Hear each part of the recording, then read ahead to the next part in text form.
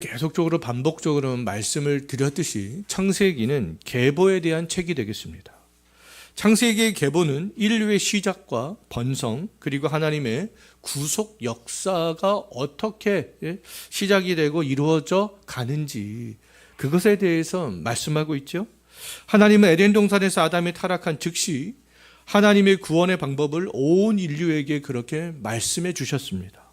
하나님은 분명하게 여자의 후손, 즉 아담의 후손으로 오는 그 한 사람을 통하여서 구원하시겠다 말씀을 하셨잖아요. 하나님은 이 약속을 이루시기 위해서 불경건한 계보가 번성해 가는 가운데서도 경건한 계보들을 보호하셨고 인도하심으로 구속의 역사를 이루어 가셨습니다.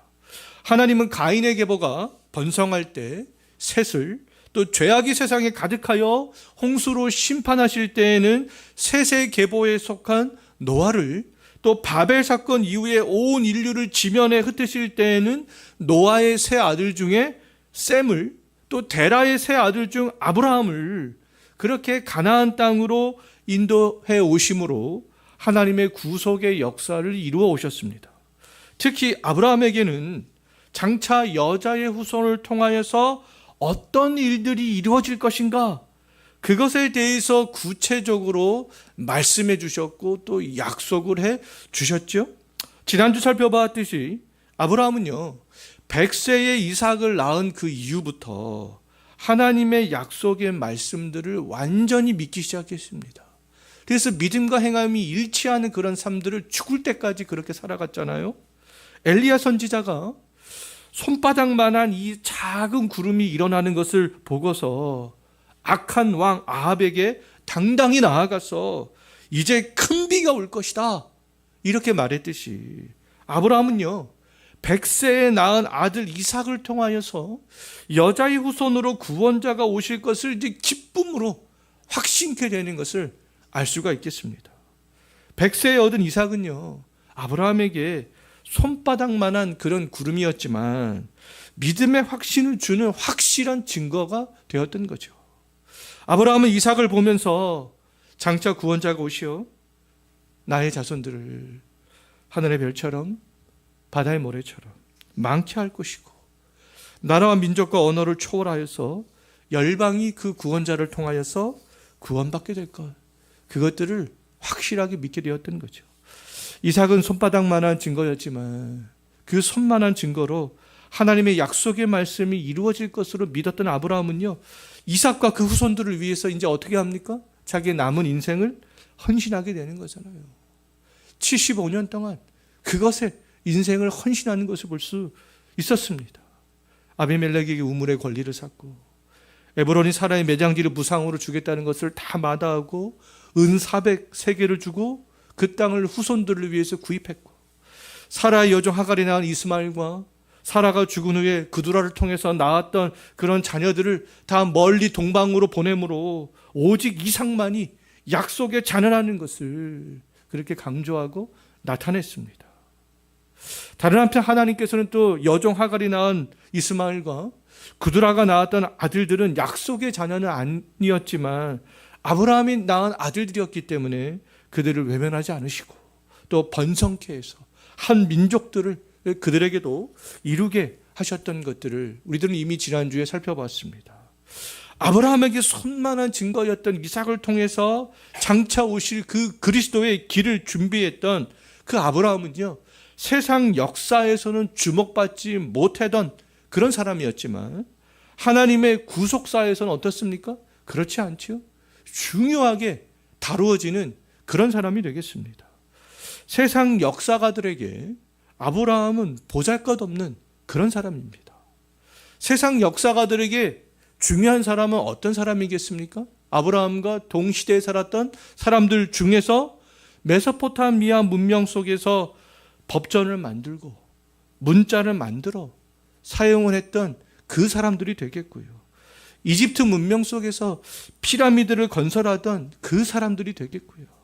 팔레스타인 그 땅에서 도시국가를 건설하여서 금속과 도자기 기술을 발달시킨 그 사람들에게 관심이 있는 거죠. 그러나 하나님의 구속 역사에 있어서는 그렇지 않다라는 겁니다. 하나님의 구속 역사에서 아브라함과 그리고 아브라함이 100세에 낳은 이삭은 아주 중요하게 다루어져야 할 그런 인물이라는 것이죠. 아브라함과 이삭뿐만 아니라 하나님의 구속사 안에 있는 모든 사람들은 세계사적으로 중요한 업적을 남기지 않았다 할지라도 다 중요한 사람들이 되겠습니다. 빌립보 교회 안에서 유오디아와 순두계라는 그 여성도들이 있었어요. 근데 그 유오디아와 순두계는요, 교회 안에서 계속 문제를 일으켰습니다. 그럼에도 불구하고 성경은 분명하게 그 여인들에 대해서 뭐라고 말씀하고 있냐면 생명책에 기록되어져 있는 여인들이다, 그렇게 말씀하고 있습니다. 몇 주 전에 우리가 또 살펴봤듯이 모든 공적이 다 불에 타 없어져 버렸던 그 롯도 생명책에 기록되어져 있었던 그런 사람이 아니었어요. 하나님의 구속 역사는 세상 역사와 다르기 때문에 그렇습니다. 세상 역사책에는 그들의 이름이 거론도 되어 있지 않지만 하나님의 생명책에는 그 이름이 분명하게 있는 거죠. 큰 업적이 없어도, 흠이 없어도, 우리의 모든 공적들이 불에 타 없어질지라도 기억되고 생명책에 기록이 된다라는 겁니다. 생명책에 기록이 된 사람들은 주 예수 그리스도께서 하나님과 천사들 앞에서 시인하는 이름들이잖아요. 예수님께서 나 저 사람 알아, 그렇게 시인하는 이름이 되겠습니다. 여기 있는 우리들은 세상 역사에서는 관심 밖에 있는 사람들이잖아요. 하지만 하나님의 구속사에 있어서는 그렇지 않다라는 거죠. 아브라함과 이삭도 흠이 많은 사람들이었고 세상 역사에 기록될 만큼 업적을 남기지는 않았지만 하나님의 구속사에서는 중심에 있었기 때문에 여기 있는 우리들이 그들의 이름을 기억하면서 그들을 지금 중요하게 다루고 있는 거 아니겠어요? 아브라함과 이삭이 있었기 때문에 오늘날 우리를 통해서도 하나님의 그 구속의 역사가 흘러가고 있는 거 아니겠습니까? 하나님의 구속사의 중심에 있었던 아브라함은 죽어서 사라와 함께 막벨라 굴에 매장이 되었습니다. 근데 아브라함이 죽었다고 해서 하나님의 구속사가 중단된 것은 아니라는 것이죠. 에덴 동산에서 타락한 아담을 통하여서 온 세상에 선포된 하나님의 구속사는 경건한 계보들을 통하여서 아브라함에게까지 이어져 왔고 이제는 누구에게로 흘러갈 차례가 되겠습니까? 그의 아들 이삭이죠. 이삭. 이제 아브라함이 했던 그 일들을 이삭이 해야 할 때가 왔습니다. 하나님이 어떻게 이삭을 통하여서 아브라함에게 말씀하신 구속의 역사를 이루어 가시는가, 오늘 우리가 그것에 대해서 생각을 해보려고 합니다. 아브라함을 이어서 하나님의 구속 역사를 이어갈 사명을 부여받은 이삭의 삶을 가만히 살펴보면요, 아브라함과 반대적인 그런 특징이 있다라는 것을 알 수가 있어요. 지난주 살펴보았던 것처럼 아브라함은 이삭을 낳은 이유가 신앙의 전성기였잖아요. 그런데 오늘 본문을 보게 되면 이삭은요, 쌍둥이 아들 야곱과 에서를 낳기 전까지가 신앙의 전성기였다라는 것을 알 수가 있습니다. 175년을 살았던 아브라함은 100세의 아들을 낳은 이후에 75년 동안 신앙의 전성기를 살았다면 180년을 살았던 이삭은요, 60세의 야곱과 이삭을 낳기 전까지 59년 동안이 신앙의 전성기였습니다. 아브라함은 100세의 이삭을 낳은 이후 믿음과 행함이 일치하는 그런 삶을 살아갔지만 이삭은요, 60세의 야곱과 에서를 낳은 이후부터 믿음이 흔들리기 시작하는 것을 볼 수 있어요. 60세 이후에 믿음이 흔들렸던 그 이삭의 후반기 인생을 우리가 좀 살펴보기 전에 믿음과 행함이 일치했던 이삭의 전반기의 삶을 몇 가지로 우리가 다시 한번 살펴보면 다음과 같습니다. 몇 가지 특징이 있어요. 첫 번째로 이삭은요, 아버지 아브라함이 모리아 산에서 하나님의 말씀에 따라서 제물로 바치려고 했을 때 저항하지 않고 순종했던 모습을 볼 수 있어요. 이때 이삭의 나이가 몇 살이었는지 성경에는 정확하게 나와 있지 않아 알 수가 없지만 학자들은요, 대략 10대에서 30대 후반일 것이다. 이렇게 추정을 합니다. 10대로 보는 이유는 나무를 메고 산에 오를 수 있는 힘이 있어야 하기 때문이고요. 30대 후반으로 보는 이유는 어머니 사라가 죽기 전의 사건이었기 때문에 그렇습니다.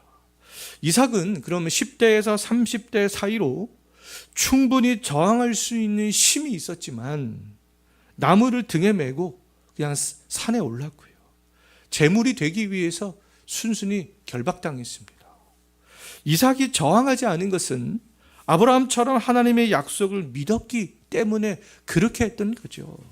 이삭은 자기를 통하여서 후손들이 하늘의 별처럼 바다의 모래처럼 많아지게 될 것을 믿었던 거죠. 이삭 역시 믿었습니다. 이삭은 자기가 유일한 약속의 상속자이기 때문에 내가 죽으면 하나님의 약속의 말씀들이 이루어질 수가 없다라는 것들을 이삭 역시 확신했던 거죠. 이삭의 믿음은 아브라함처럼 말씀을 신뢰하는 믿음이었고요. 행함으로 나타났던 그러한 믿음이었습니다. 두 번째로 이삭은 믿음이 좋았는데요. 믿음과 기도 가운데 아내 리브가와 결혼했던 것들을 우리는 잘 알고 있습니다. 아브라함이 사라의 여종 하갈에게서 낳은 이스마엘은 장성하여서 애굽 여자와 결혼했지만 이삭은 이스마엘과 달랐죠. 이삭은 가나안 땅에 살면서도 40세가 될 때까지 가나안 여자와 결혼하지 않은 채로 그렇게 있었습니다. 아브라함의 늙은 종인 메소포타미아까지 가서 리브가를 데리고 왔을 때에도 그때 이삭이 무엇을 하고 있었는지 24장 63절 한번 보십시오. 무엇을 하고 있었습니까? 들에 나가서 묵상하고 있었죠. 들에 나가서 묵상하면서 아브라함의 늙은 종이 자기의 신부감을 데려오기를 기다리고 있었습니다. 이삭은 분명히 하나님의 말씀을 묵상하고 있었을 거예요. 이삭은 늙은 종이 이제 아버지 아브라함의 그 늙은 종이 고향에서 신부감을 데리고 올 텐데 신부감을 데리고 왔을 때 내가 이제 그 신부감과 함께 하나님이 약속한 자녀들을 낳고 바다의 모래처럼 하늘의 별처럼 이제 내 후손들이 많아지겠지. 그런 것들을 묵상하지 않았겠어요. 하나님이 아브라함에게 한 약속이 자기에게 이루어지기를 소망하면서 분명히 묵상하고 있었을 겁니다. 자, 세 번째로 이삭은요 결혼한 지 이제 19년이 지났습니다. 40세에 결혼해서 이제 59세가 되었어요. 하지만 그에게 자녀가 없었습니다. 자녀가 없었을 때 이삭이 어떻게 하냐면 25장 21절 말씀을 보게 되면 자녀가 없었을 때 하나님께 기도합니다. 기도의 응답으로 리브가가 임신하게 되죠. 이런 과정을 볼 때 이삭은 아버지 아브라함과 다른 점들을 찾을 수가 있습니다. 아브라함은 하나님께서 아들을 주겠다라고 약속을 했음에도 다메섹에서 얻은 엘리에셀이나 여종 하갈에게서 낳은 이스마엘을 상속자로 세우려고 했지만 이삭은 어떻게 했습니까? 기도하면서 기다렸죠. 또 다른 상속자를 세우려고 하지 않았습니다. 기도하면서 그렇게 기다렸을 때 하나님께서는 이삭에게 쌍둥이를 선물로 주셨습니다. 이삭이 60세에 쌍둥이를 낳았을 그때에 아브라함은 살아 있었겠습니까? 죽었겠습니까? 아브라함은 아직 살아 있었어요. 쌍둥이들이 태어났을 때 아브라함의 나이는 160세였습니다. 아브라함은 175세에 죽었잖아요. 그럼 15년 동안 아들 이삭과 쌍둥이 손자 야곱과 에서와 함께 15년간은 살았던 거죠. 아브라함은 쌍둥이 손자가 태어나는 것을 보면서 과거 이삭을 낳았을 때보다 하나님의 그 약속이 더욱더 큰 확신으로 다가왔을 거예요. 아브라함은 장차 이 쌍둥이 아들들이 후손을 통해서 구원자 예수 그리스도가 오셔서 나라와 민족과 언어를 초월한 많은 믿음의 자녀들이 생기게 될 것들을 기쁨으로 바라봤죠. 요한복음 8장에서 예수님께서 그 아브라함을 보면서 아브라함은 나 때를 보면서 기뻐했다 이렇게 예수님께서 직접 말씀하고 있어요. 이와 같이 이삭은 180년의 인생을 살아가면서 짧게는 야곱과 에서를 낳기 전 59년 동안, 길게는 아브라함이 살아있을 75년 동안, 15년을 더해서요, 75년 동안 신앙의 전성기였습니다. 이 기간 동안 이삭의 믿음은요, 그 어떤 것에도 흔들리지 않았어요. 이삭의 인생의 후반부에 그 신앙이 흔들리게 되는 것을 볼 때, 인생의 전반부의 신앙이 좋았던 것은 아브라함이 살아있었기 때문에, 아브라함이 이삭에게 좋은 신앙의 울타리 역할을 했기 때문일 거예요. 여기는 우리들이 죽은 이후에 우리의 자녀들의 신앙이 어떻게 될지 알 수 없습니다. 그럼에도 신앙의 부모로서 우리들이 해야 되는 일들은 아브라함이 이삭에게 했던 것처럼 신앙의 울타리 역할을 해주는 거죠. 신앙이 바로 설 수 있도록, 신앙적으로 살아갈 수 있도록 그렇게 해주는 거예요. 지난주에 살펴봤듯이 아브라함은 미래 세대를 위해서 하나씩 다 준비해 나가는 그런 삶들을 살아갔죠. 사는 날 동안 신앙의 부모된 우리와 함께 우리의 자녀들이 그 신앙의 전성기를 살 수 있도록 그렇게 해 주는 것이죠. 자, 그런데 안타깝게도 이삭의 이러한 신앙의 전성기는요, 아브라함의 죽음과 함께 쇠퇴하게 되는 것을 볼 수 있어요. 첫 번째로 이삭의 신앙이 쇠퇴했다라는 것을 알 수 있는 것은 자녀들의 일에 무관심합니다. 이삭의 쌍둥이 아들 중 형 에서는 사냥꾼으로 성장했잖아요. 동생 야곱은 어머니 리브가와 함께 조용히 집에서 지내는 것을 좋아하는 사람으로 그렇게 성장했습니다. 우리들이 이미 잘 알고 있듯이 사냥에서 돌아온 에서는 너무나 배가 고파서 장자의 명분을 야곱에게 팥죽 한 그릇에 팔아 넘기죠. 배고픔을 참지 못한 에서가 팥죽 한 그릇에 장자의 명분을 야곱에게 판 근본적인 이유가 있습니다. 아니 뭐 팥죽 한 그릇에 장자의 명분을 팔아 넘기나, 그렇게 생각할 수 있죠. 그런데 그것을 팔아 넘겼던 근본적인 이유가 있어요. 그 이유가 무엇인가? 25장 34절 한번 보십시오. 25장 34절에서 그 근본적인 이유를 뭐라고 말씀하고 있습니까? 장자의 명분을 가볍게 여겼다.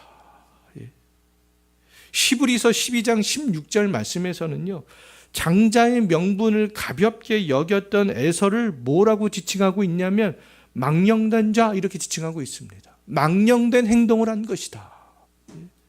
에서를 망령된 자라고 한 것은 하나님의 말씀과 하늘에 속한 것을 가볍게 여기고 세상적인 것들을 더 추구했다라는 것이죠. 에서는 하나님의 것에 별로 관심이 없었습니다. 세상적인 것에만 관심이 있었던 거죠. 그래서 장자의 명분을 가지고 그 장자에게 하나님께서 주시는 그런 은혜들, 그게 별로 중요하게 생각하지 않았던 거죠. 또 에서의 결혼관을 보면 그것에 대해서 잘 알 수 있습니다. 에서가 어떤 여자와 결혼하는지 26장 34절 한번 보십시오. 어떤 여자와 결혼합니까? 해쪽 속의 딸들과 결혼하죠. 해쪽 속의 딸들과 에서가 결혼하자 이삭과 리브가는 근심합니다. 아니 저 아들 에서가 왜 해쪽 속의 딸들과 결혼할까? 근심해요. 26장 35절을 보면 아주 근심합니다. 하지만 이삭과 리브가는요, 에서가 해쪽 속의 딸들과 결혼하기까지 전혀 개입하지 않죠. 아무런 일도 하지 않습니다. 이삭과 리브가는 자기들은 하나님의 언약을 이루기 위해서 말씀과 기도 가운데 결혼했잖아요. 그럼에도 불구하고 에서의 결혼에 대해서는 아무런 관심을 갖지 않았던 거죠. 이후 또 에서는 이스마엘의 딸 마할랏을 아내로 맞이하긴 하지만 이스마엘의 딸 역시 이삭과 리브가가 기대한 그런 며느리는 아니었던 거죠. 이삭은 에서가 하나님의 것에는 관심을 두지 않고 세상적인 것에만 관심을 두면서 그렇게 장성해 감에도 내버려 두었던 것을 볼 수 있죠. 장자의 권리를 아무렇지 않게 야곱에게 팔았음에도 전혀 관여하지 않습니다.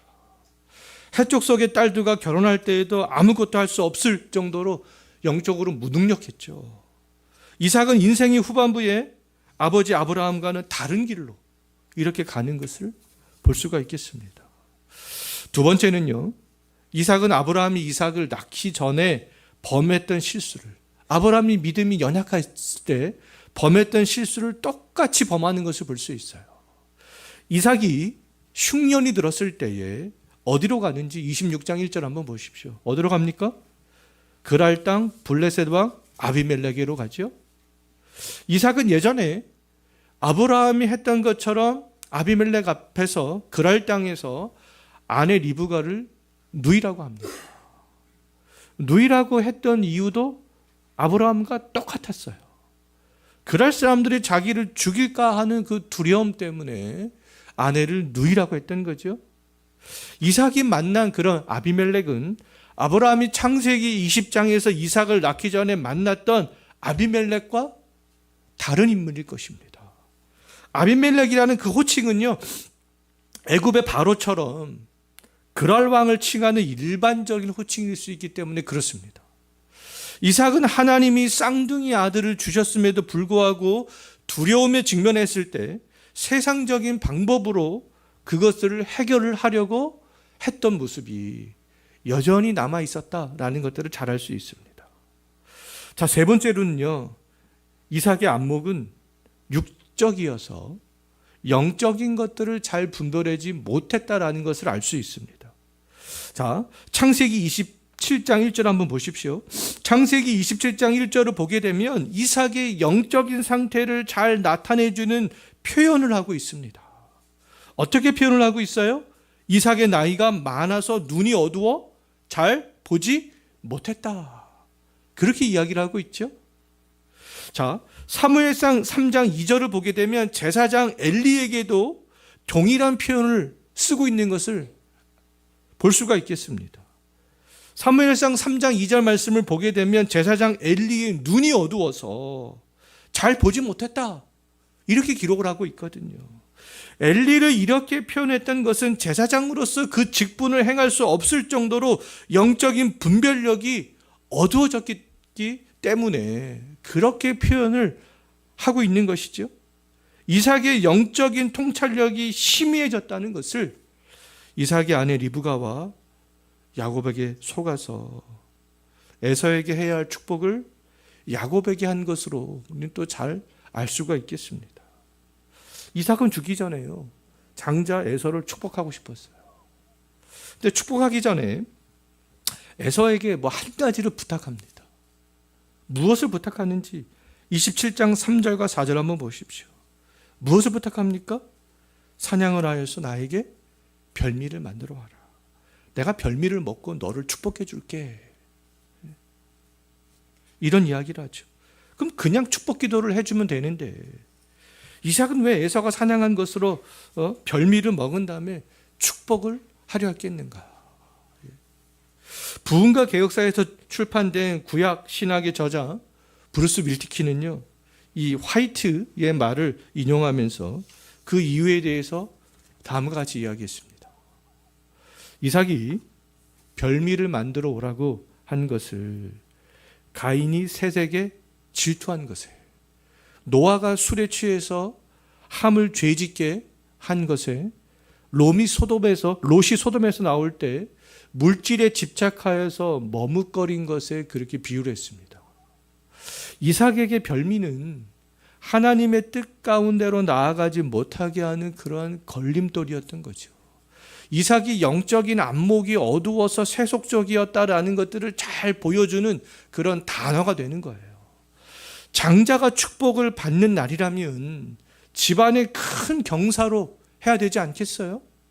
근데 이삭은 에서와 1대1로 은밀하게 그렇게 하려고 하잖아요. 아브라함은 어떻게 했습니까? 아브라함은 은밀하게 했습니까? 그렇지 않죠? 아브라함은 사라와 온 가족이 보는 앞에서 이삭을 약속의 자녀라는 것을 드러내기 위해서 이스마엘을 내보내고 그들과의 자식들을 동방으로 보내죠. 하나님이 주시는 복을 받아 누리는 위치에 있는 이삭의 권위를 모든 가족들 앞에서 다 세워주었습니다. 그러나 이삭은 지금 어떻게 하고 있어요?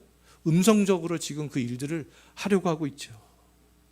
음성적으로 에서를 그렇게 축복하려고 했지만 리브가와 야곱의 속임수로 그것이 실행되지 못합니다. 이삭은 리브가와 야곱에게 속아서 에서에게 주어야 할 장자의 축복을 야곱에게 주죠. 이삭의 영적인 무능으로 인해서 야곱은 쌍둥이 형 에서를 피해서 어머니 리브가가 시집 오기 전에 살았던 밧단 아람으로 가게 되죠. 부모님도 보지 못한 채 20년을 거기서 살아야 했습니다. 이삭은 야곱 없는 집에서 가나안 족속들의 딸들과 결혼한 에서로 인해서 근심 속에서 살아야 했어요. 이삭의 영적 무능력으로 인해서 이렇게 가정은 깨어지게 되는 것들을 잘 볼 수 있습니다. 이삭의 인생의 후반부는 그 믿음이 흔들렸다. 그런 시기가 되는 거죠. 인생의 노년의 이삭의 믿음은 흔들렸지만 하나님은 아브라함의 언약 가운데 그럼에도 불구하고 이삭과 계속 함께 하시는 것을 볼 수 있어요. 로마서에서 하나님은 그의 뜻대로 부르심을 입은 자들에게 모든 것이 합력하여 무엇을 이룬다고요? 선을 이룬다. 그렇게 말씀하고 있죠. 유대인과 이방인 또 헤롯과 빌라도가 이스라엘 백성들과 합세하여서 예수를 죽였던 그 악이 결국에는 무엇으로 변했어요? 선으로 변했죠. 죄인을 구원하시는 하나님의 예정을 이루는 선이 되었잖아요. 이삭에게도 이삭의 인생의 후반부가 연약했지만 하나님은 모든 것이 합력하여서 선이 되게 하시는 것을 볼 수 있습니다. 쌍둥이가 태어나기 전 리브가의 복중에 있을 때 하나님께서 어떤 말씀을 주셨는지 25장 23절 한번 보십시오. 리브가의 복중에 있을 때부터 하나님께서 어떤 말씀을 주셨어요? 두 국민이 너의 태중에 있는데 큰 자가 어린 자를 섬길 것이다. 큰 자보다 어린 자가 더 강할 거야. 그런 말씀을 하셨죠. 여기서 말하는 어린 자를 섬길 큰 자는 먼저 나온 에서가 되겠고요. 큰 자에게 섬김을 받을 뒤에 나온 작은 자는 야곱이 되겠습니다. 하나님이 이 말씀은 이삭이 리브가와 야곱에게 속아서 야곱을 축복할 때에 다시 한번 확증되는 것을 볼 수 있어요. 27장 19절 한번 보십시오. 이삭이 속아서 야곱에게 축복할 때 어떤 축복을 합니까? 만민이 너를 섬기고 열국이 내게 굴복하며 형제들이 주가 되고 어머니의 아들들이 내게 굴복할 것이라. 이렇게 축복하죠. 이미 태중에 있었을 때에 하나님께서 말씀하셨던 그 말씀이 이렇게 야곱에게 이루어지게 되는 것을 볼 수 있습니다. 이삭이 야곱에게 했던 축복 기도는 리브가가 태중에서 여호와께 말씀을 들었던 것과 동일한 것이었죠. 비록 리브가와 야곱의 속임과 이삭의 영적 무능력으로 된 그 결과였지만 하나님은 악을 선으로 바꾸시고 그 하나님의 말씀이 이루어지게 하셨던 거죠. 하나님은 이삭의 아들 야곱을 통해서 아브라함의 복이 이어져 갈 수 있게 하셨고 장차 에서의 후손이 아니라 야곱의 후손을 통해서 예수 그리스도가 오실 수 있게 그렇게 하셨던 거죠. 또한 그랄에서 이삭이 아내 리브가를 누기라고 속였을 때에 하나님은 특별한 섭리로 역사하셔서 그 리브가를 아비멜렉으로부터 보호하시는 것을 볼 수 있습니다. 하나님께서 어떻게 보호를 하셨는가? 26장 8절 한번 보십시오. 이삭이 리브가를 껴안은 것을 블레셋 왕이 아비멜렉이 창으로 그것을 내다보다가 그 장면을 발견하게 되죠. 이것을 보고 26장 9절을 이어서 보게 되면 아비멜렉은 리브가가 이삭의 누이가 아니라 아내구나, 그것을 확신하게 됩니다. 아비멜렉이 우연히 창으로 내다본 것 같지만 실제로는 그렇지 않죠. 리브가를 보호하기 위한 하나님의 섭리였습니다. 이러한 비슷한 예가 있습니다. 성경에는요. 에스더서를 보게 되면 에스더서에서 하만이라는 사람이 유대인들을 몰살하려는 그런 계획을 세우게 되는데요. 이제 유대인들은 몰살당할 그런 위기에 직면해 있었습니다. 근데 그때 아하수에로 왕이 잠이 오지 않아서 갑자기 역대기를 갖고 와라. 그래서 역대기를 읽습니다. 자기의 왕들이 기록된 그런 역대기를 읽죠.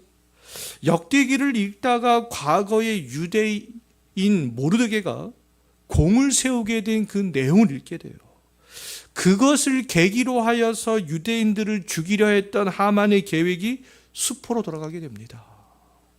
왕이 밤에 잠이 오지 않을 때 왕들의 역대기를 읽었던 것은요, 하나님이 포로로 끌려왔던 유대인들을 지키려고 했던 섭리였던 거죠. 우연처럼 보이는 모든 일들은 하나님의 섭리 가운데 일어나고 있다라는 겁니다. 아비멜렉이 창으로 내다보다가 이삭과 리브가가 껴안은 것을 목격한 것은 이삭과 리브가를 보호하기 위해 했던 하나님의 섭리였던 거죠. 이삭은 인생의 후반부에 신앙이 흔들리기는 했지만 포기하지 않은 것이 그래도 하나가 있었습니다. 이것만큼은 내가 포기하지 않겠다. 그것이 뭐였냐 하면 우물을 파는 거였습니다. 우물을 파는 거. 블레셋 사람들이 아브라함이 팠던 우물을 또 아비멜렉에게 암양 7마리를 주고 샀던 그 우물, 부엘셀바라고 불리웠던 그 우물을 블레셋 사람들이 메꾸어 버리거든요.